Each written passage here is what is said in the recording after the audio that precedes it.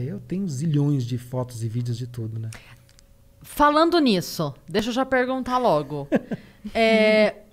Porque você falou de fotos e vídeos que você tem de tudo, não tem da Coreia, né? Da Coreia do Norte. Você tem? Você conseguiu fazer fotos lá? Tem um monte. Como é que é? Porque tem muita informação, mito, verdade, curiosidades e tudo mais. E aí uma das coisas sobre o turismo é que você só consegue andar lá com um guia deles, autorizado pelo governo, etc, etc. Vamos já começar aí. Verdade, mito? Verdade. Como é que é? Verdade? Como é que quando você decidiu ir pra lá, como é que é? Tem uma autorização especial? Como que funciona? Vamos do começo, né? Decidi. Que ano foi? Sou maluco. Não tinha nada pra fazer. Não tenho... Tem filhos? Não tenho filhos e estou disposto a morrer. O que eu faço? Exato. Vou desafiar Vou aqui. no país mais fechado politicamente. Fiquei sabendo que eles estão querendo, né? Porque começou exatamente assim, né? Eu tava acompanhando o noticiário e tava aquela briga de Trump com Kim Jong-un na época que eles eram inimigos. Depois viraram super amigos. Mas na época que eles eram inimigos, tava aquela disputa de quem tinha um míssil maior, o botão maior. Você deve lembrar dessa briga besta. E assim, eu sou fascinado principalmente pela época da Guerra Fria, quando se fala de história. E o último reduto que tem de um país de fato comunista no mundo é a Coreia do Norte. Você pega Cuba, que seria o segundo, já não é bem assim. Então já tem bastante tempo e já vem abrindo, desde que...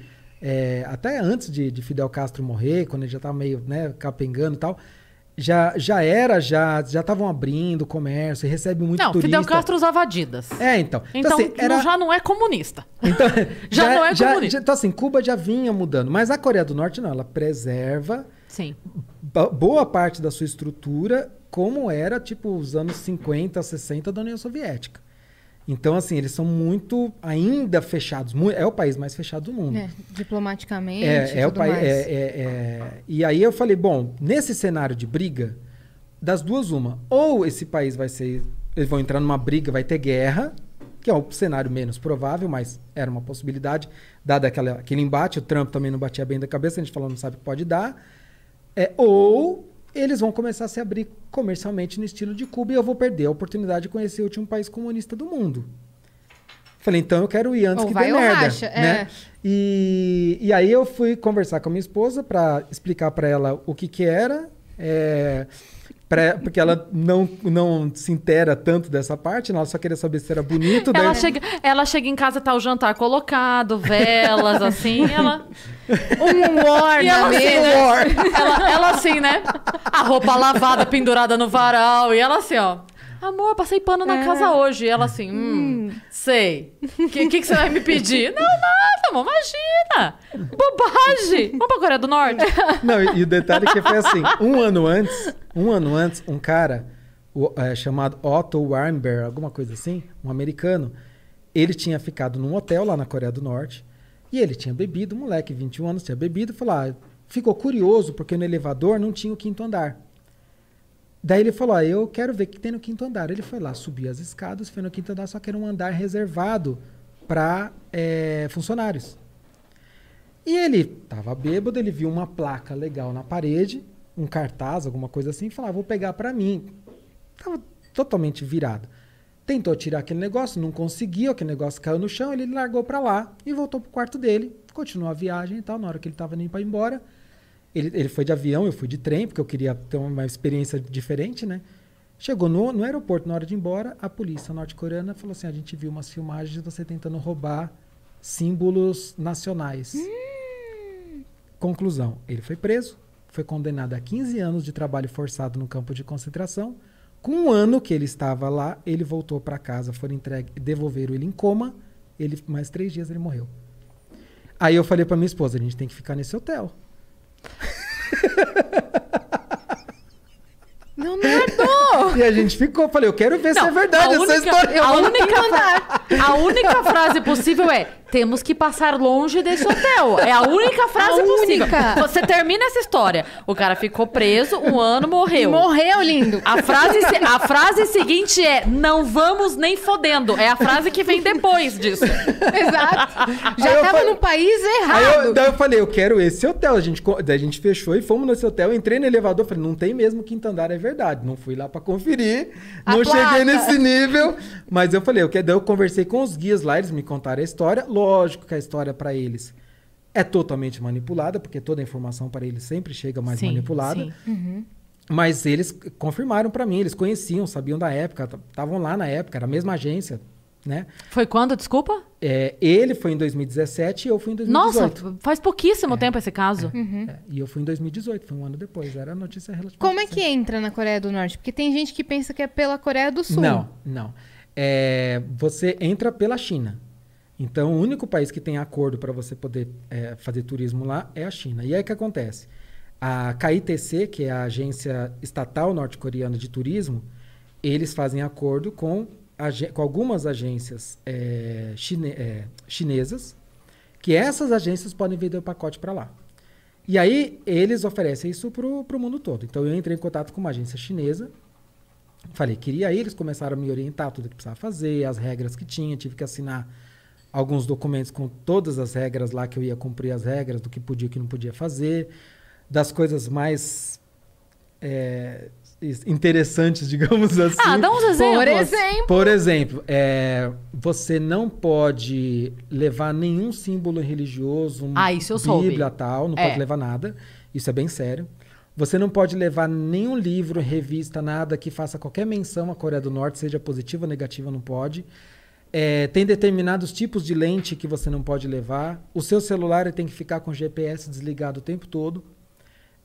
Você não vai conseguir usar, óbvio, porque lá não tem sinal. Por quê?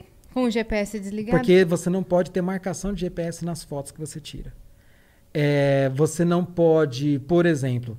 isso tem gente que fala que eu estou inventando, mas eu já até mostrei print do documento que eu assinei. Se você pegar um jornal, por exemplo, que tem a foto lá do Kim Il-sung, do Kim Jong-il, do Kim Jong-un, você não pode dobrar o jornal em cima da foto dele, você não pode colocar uma garrafa em cima da foto. Tudo isso está nas regras. Você nunca pode andar sozinho, então todo lugar tem que estar com os guias. Os guias ficam no mesmo hotel. Então, Você tem que pagar o hotel do guia. Ou não? Não, você fecha um pacote com tudo. Com alimentação, os passeios, hotel, tudo. Chega lá, eu posso ir com a carteira vazia. Não vou gastar com nada. Se eu quiser levar dinheiro, eu vou levar euro ou dólar, mas preferencialmente euro, para eu comprar souvenir. Entendeu? Se eu quiser souvenir. Agora, assim, comida, os passeios, eu já pago tudo antes. Eu já chego lá com tudo pago, inclusive o visto, tudo. E essa agência chinesa que cuida de tudo. Tudo que você vai fazer, eles têm que estar sabendo. Então eles não te dão a possibilidade de você levar dinheiro pra comer numa outra coisa? Não, se eu quiser... por exemplo, se eu chegar lá e falar, eu quero ir numa pizzaria. Eles vão falar, tá bom, a gente vai levar na pizzaria, eu não vou pagar nada. Já tá no pacote. Ah, é? Então, assim, tudo tá pago antes, porque eu paguei pro Estado. Eu não paguei pra pizzaria, eu paguei pro Estado, então tá tudo pago. Então eu vou lá e uso o que eu quiser, mas você faz um planejamento da viagem antes. Então você escolhe os pontos que você Isso vai funciona com vale? Eu quero tentar entender assim, porque a pizzaria tem um dono. Ou não tem o dono? Não tem um dono, é do Estado. Todo o comércio é do Estado? Tudo do Estado. Todos? Tudo do Estado. E eles que designam quem que vai trabalhar nesses comércios? Eles que vão definir, mas assim, hoje já existe um acordo que existe entre o Estado e um grupo que chama Donju, que se traduzir é algo como mestres do dinheiro, que são os capitalistas norte-coreanos. São aquelas pessoas que fazem dinheiro com a Coreia do Norte. E eles, de uma certa maneira, ajudam a alavancar os negócios da Coreia do Norte. Então, por exemplo, eles têm fábricas, ou dentro ou fora, mas normalmente fora da Coreia do Norte, que eles levam norte-coreanos para trabalhar nessas fábricas, pagam um salário pífio, mas que é muito melhor do que o salário que eles ganham no Estado, e com isso eles enriquecem muito. Então são milionários, são norte-coreanos de fato milionários. Caramba. Então, Isso é o quê? 1%? Não chega 1%. Nem chega a isso. Um grupinho. É um nada. Esses milionários. Você tem uma elite do país, que essa elite corresponde a mais ou menos uns 25%, Mas não é uma elite necessariamente endinheirada. A gente está falando que a Coreia do Norte ela é dividida... Uma elite social, você diria? Uma elite social. De poder. Porque a Coreia do Norte ela é dividida em castas políticas. Uhum. Então você, como na Índia, você tem as castas, né, os Dalits, aquelas coisas do que é baseado na religião. Na Coreia do Norte é uma casta baseada em política. Então, só para explicar, até 1948 a Coreia era uma só. Era a Península Coreana. Quando teve logo depois do fim da Segunda Guerra, ainda ficou um tempinho, mas logo em seguida começou a Guerra Fria, porque tem toda uma... Estados Unidos vindo por baixo, a Rússia vindo por cima, dividiu a Coreia em dois. Tá. Norte e Sul. Então, eu tô encurtando muito a história, tá? Resumindo total. Resumindo muito. E aí, assim, quem era do Sul, as pessoas que moravam no Sul naturalmente não podiam ir mais para o Norte, e do Norte não podiam ir para o Sul. O Sul ficou capitalista, o Norte ficou comunista. E nessa época, aquelas pessoas que lutaram para proteger, digamos assim, lutaram do lado dos comunistas, se tornaram a elite do país. Todo mundo que antes era um comerciante, um fazendeiro, um pastor, alguma coisa assim, ou seja, que qualquer coisa que é dono de terras, tal, ele foi totalmente desapropriado, tudo que era dele passou para essa elite política. E eles foram enviados para uma montanha inóspita para viver no campo de concentração que existe até hoje. Então, assim, todo mundo que tinha algum tipo de influência, negócio e tal, virou a pior classe social da Coreia do Norte. O que aqui seria ao contrário, né? Quem tem um negócio bem sucedido está no topo da hierarquia. E eles são considerados hostis. Então, o nome da categoria, então, se fosse dividir essas castas da Coreia do Norte em 3 grupos, seriam a classe principal, a classe dominante, que seria a elite.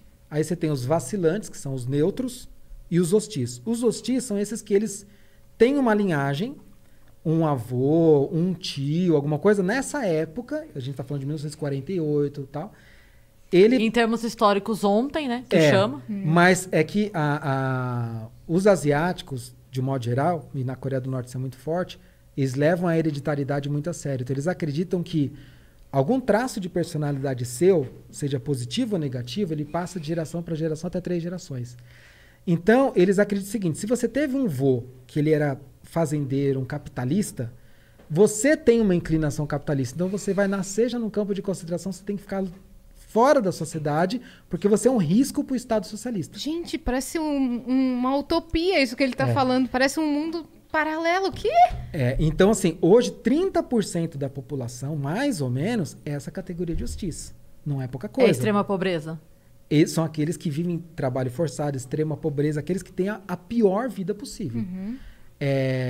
Então, esses vivem nas montanhas inóspitas, lugares muito... Então, tem... E contato zero com você. Você nem viu, nem... Não. Tá. Não, assim, é completamente fora, você não vê. Aí você vai ter o outro grupo, que são esses vacilantes, que corresponde a mais ou menos 45%, que são aqueles que, no seu histórico, nem tinha alguém que era capitalista ou o dono de terras, comerciante, e nem teve um general, um soldado, alguém que lutou na Guerra da Coreia, lutou na Guerra do Japão, ou que era comunista. Não tem nenhum desses dois. Ele só estava ali, só sou um cidadão e mais nada. Comendo pastel na feira, e, tipo, deu uma guerra e eu tava leite, aqui. Não que eu tô fazendo aqui? É. São esses daí. Por que chama vacilantes? Porque o Estado permite, digamos assim, que ele vive em sociedade, mas acompanha e monitora tudo que ele faz. Porque ele pode dar um vacilo. Porque ele pode dar um vacilo. Ou seja, ele pode ter alguma inclinação capitalista ou, se não tão devota ao socialismo, que isso vai acender uma luzinha vermelha e a vida dele vai começar a ficar um pouquinho mais difícil. Então, isso vai começar a impactar no que ele pode comer, onde ele vai morar, se ele pode estudar ou não, que acesso seus filhos vão ter, vai começar a impactar. E aqueles que têm no seu histórico alguém que lutou ao lado de Kim Il-sung, por exemplo, na Guerra da Coreia, na Guerra do Japão, ou que era um comunista, tal, esses são a elite do país. Então, eles que vão poder, por exemplo, morar em Pyongyang, que é a cidade vitrine, é a capital. Capital, lá que então, você foi. Então, lá, na verdade, eu fui em 3 cidades lá. Mas é óbvio que só vão me levar para os lugares que eles querem. Óbvio. Não vão te levar para o topo da montanha. Então, Pyongyang, por exemplo, 95% da população de Pyongyang é da elite. Então, assim, por quê? Porque é um privilégio morar lá. É onde você tem a melhor educação, a melhor saúde, o melhor acesso, melhor tudo. Parques, hotéis, tudo. Lá tem parque aquático, cinemas, tem restaurantes diversos. Então, assim, é o lugar dos privilegiados. 5 estrelas ali. Aí, se um norte-coreano, por exemplo... É engraçado você pensar que o privilégio do país comunista é todos os privilégios que o capitalismo pode oferecer para eles, né? Com a diferença, né, que é o que eu costumo dizer, que assim, você num país, aqui no Brasil, por exemplo, né, isso foi uma lição que eu trouxe para mim. Aqui você pode nascer numa favela, ter uma vida terrível, péssimo acesso à educação, uma família desestruturada. Você vai poder ascender socialmente? Vai ser muito difícil. É lógico que vai ser muito difícil, assim, porque você está nascendo numa disparidade enorme, Sim. né, com pouquíssimas oportunidades. Então vai ser muito difícil. Mas alguém te proíbe? Não. Não. É difícil, muito difícil, mas ninguém te proíbe. Ninguém vai falar, você nunca, jamais vai poder estudar em tal faculdade, ou vai poder escolher o seu emprego, ou vai poder comer carne, porque você teve um avô comunista. É diferente. Né? Então, assim, e isso foi uma das coisas que eu trouxe para mim, porque quando você sai de um país que ele tem tantas regras e que você vê uma população refém de um regime, você começa a dar valor àquilo que você tem. Você fala, o Brasil é uma bagunça, isso aqui é um pandemônio. Tem um monte de coisa errada acontecendo no governo, na Câmara, na STF, um monte de coisa errada. Mas calma,